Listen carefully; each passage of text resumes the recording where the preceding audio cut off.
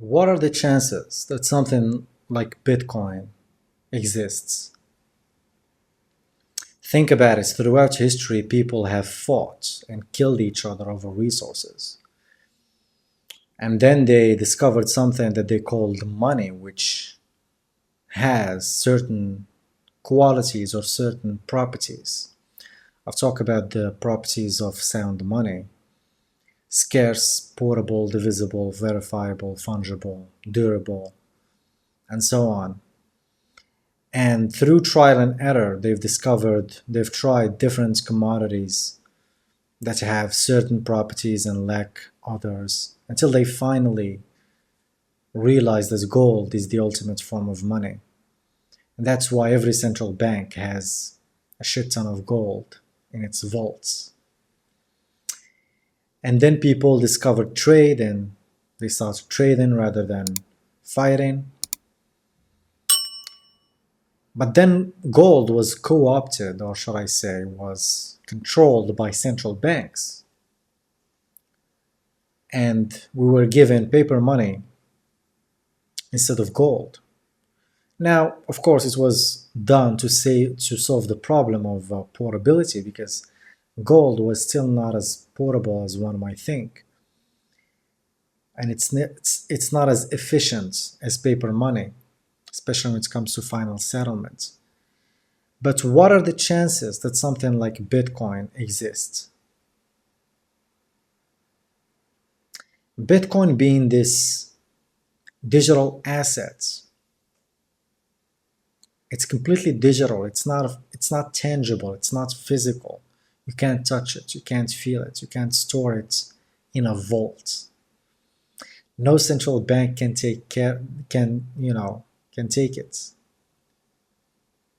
keep it in its vault and then give you papers instead of the real thing. I mean, yes, I know there is something called paper Bitcoin, but that's an entirely different subject. My point is, Bitcoin is completely intangible and finite and cannot be produced at will.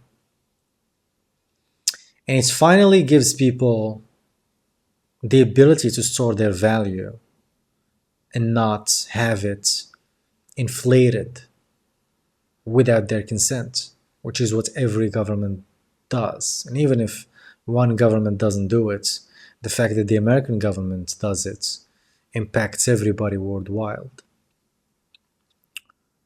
So, what are the chances that something like Bitcoin exists?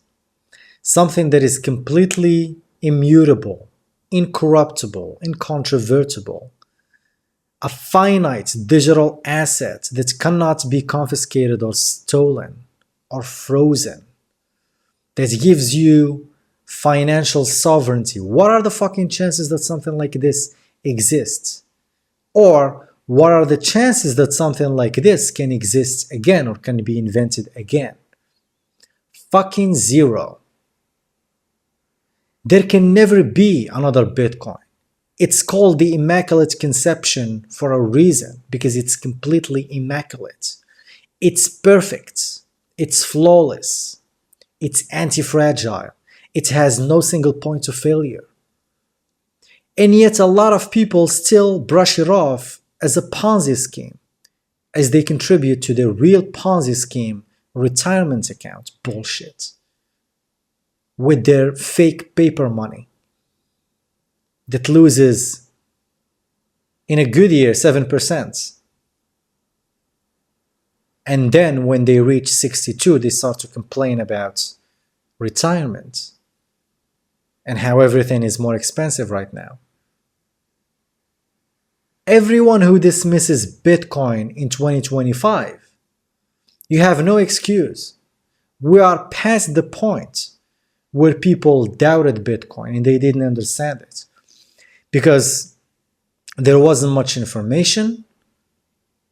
You couldn't really educate yourself on it if you weren't a tech nerd or someone who really understands economics, proper economics, not bullshit mainstream Keynesian or modern monetary theory bullshit economics. So you have no excuse. Companies are buying it by the fucking billions.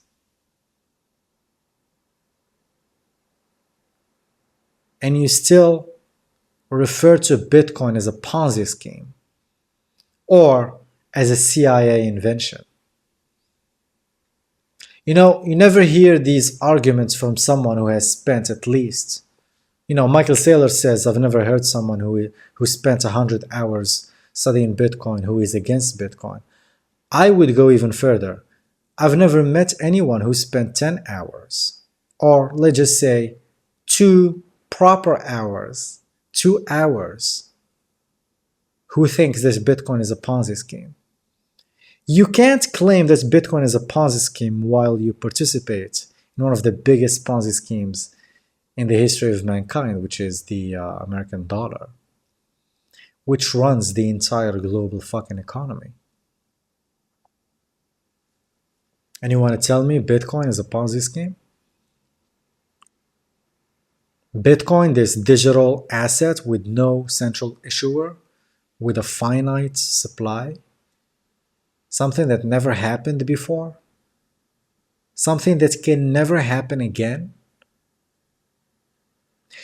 Every major invention that we use, we don't really know who invented it. I mean, like the real, like the things we take for granted, like the fucking wheel and fire. Bitcoin is one of those things. That's why nobody knows. And that's why I actually say it doesn't matter who Satoshi Nakamoto is. We should be grateful for Satoshi Nakamoto. He is a gift from God.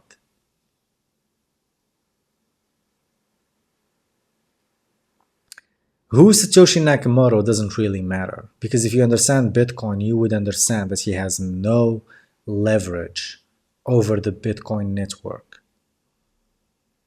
And it's not based on proof of stake like Ethereum and all these other shitcoins, so the fact that he owns the largest amount of Bitcoin doesn't really matter.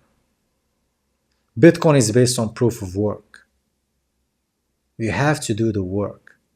You have to show the proof of the work that you have done to solve the mathematical equations to get the reward, to get the Bitcoin. So Bitcoin is based on truth and authenticity and skill and meritocracy. It's not based on wealth. Proof of stake is basically proof of wealth. If you have more money, then you get to decide what's going to happen to the network. With Bitcoin, no.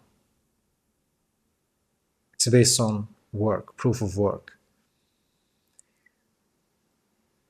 And anyone can participate. Anyone can run their Bitcoin node. Anyone can mine new blocks.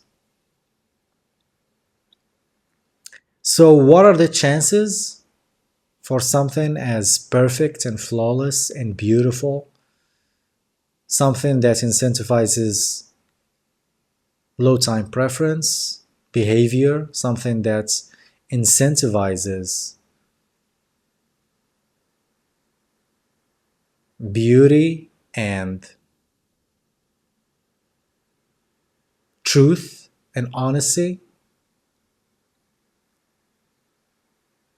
What are the chances that something like this can be invented again by someone? Zero. Never. We are super freaking fucking lucky that something like Bitcoin emerged in our lifetime. And we should make the best out of it. If you want to make the best out of it, you should buy it. You should study Bitcoin. You should learn about Bitcoin. You should promote Bitcoin. This is the reason why I promote Bitcoin. Yes, I love the fact this Bitcoin is going to make me rich. I love the fact this Bitcoin protects my money, my hard-earned money. But Bitcoin is more than that. It's a revolution. It's a peaceful revolution. And it's the only thing, to me, honestly, it's the only thing that I've decided to talk about because it just covers everything. I have a wide range of interests that I can talk about on my channel. I do talk about them sometimes. And if you go back to my older videos, I barely mention Bitcoin. But at one point, I just decided that Bitcoin is worth talking about. It's worth promoting.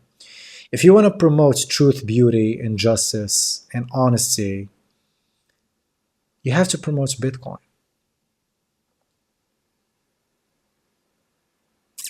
You have to be part of the discussion. You have to be part of the revolution. That is Bitcoin.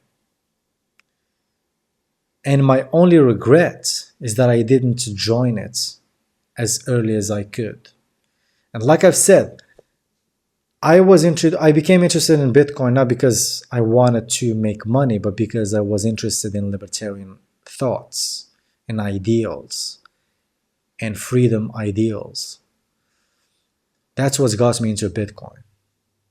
I became interested in it as an investment asset after I listened to Michael Saylor. I'll be absolutely honest about it. I never thought about Bitcoin as an investment asset. And that's what makes Bitcoin great. It can be a lot of things, and it can be different things to different people. Bitcoin can be freedom money for the libertarians. It can be censorship-resistant money for the libertarians and the cypherpunks who want to have anonymity and privacy when it comes to their financial dealings. And it can be an investment asset for people who are interested in making money. It can be interest-free money for people who are not interested in loans and debt. It can be a lot of things for a lot of people. So that's why Bitcoin is worth talking about. Bitcoin is worth studying. Bitcoin is worth buying. And Bitcoin is worth promoting. And that's what I'm doing. And I'm glad that I'm doing it right now. And I will keep on doing it as much as I could. So join me in this journey. Subscribe to my channel. Leave a comment below. Let me know what you think. Send this video to a friend or two. And see you in the next one. Take care.